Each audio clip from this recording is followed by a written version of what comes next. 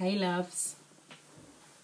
So just checking in with you today, talking very briefly about a subject that might be quite relevant for you at the moment. So September, it kind of brings with it an air of newness, I think. For me, it's one of my favourite months for that reason. And also we've got the gift of maybe a little bit more sunshine to come.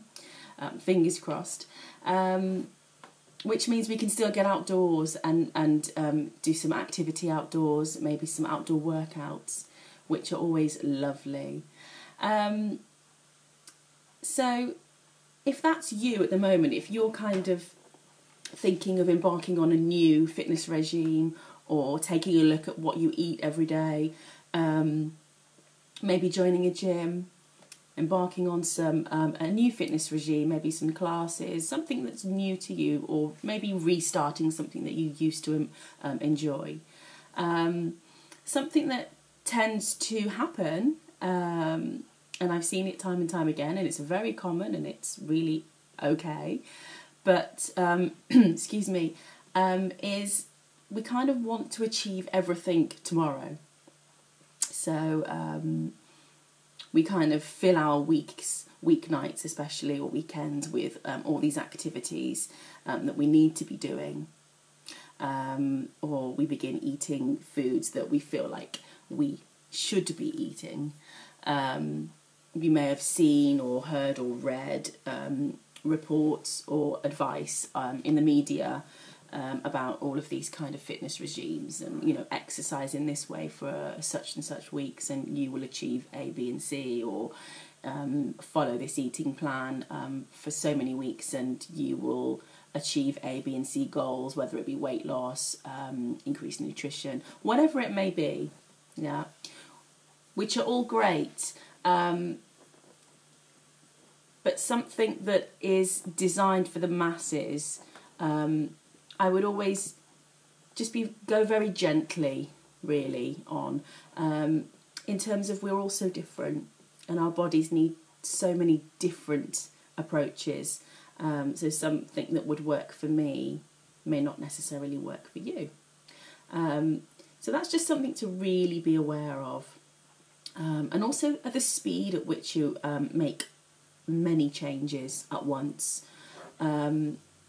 It's been proven that to change or to break a certain habit, it's really desirable to replace the undesirable habit with a new desirable habit. So for instance, if your goal is to drink less fizzy drinks or even cut fizzy drinks out, which I would never, on a side note, I would never advise cutting something out, dramatically.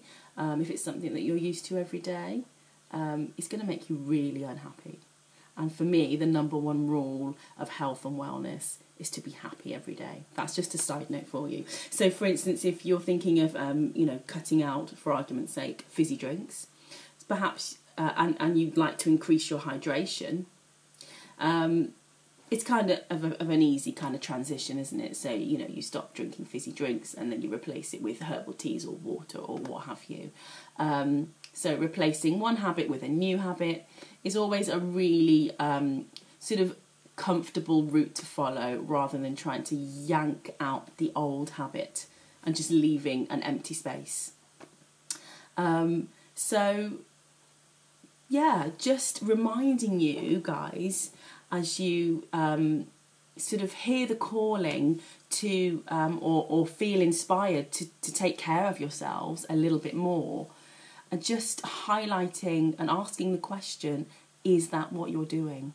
Are you taking care of yourself more, or are you causing yourself more pain? Do you really enjoy the activity that you've chosen to do?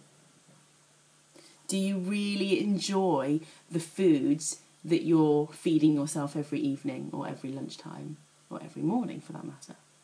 Yeah. Just ask those questions. Yeah. Health, fitness and wellness is supposed to feel good. And if it's not feeling good, please find something that does feel good. So just going to leave you with that for now. Food for thought, I guess. As always, you can contact me via Facebook or on mkfitforhealth@hotmail.com, and I'll be happy to answer any questions or have an informal chat with you.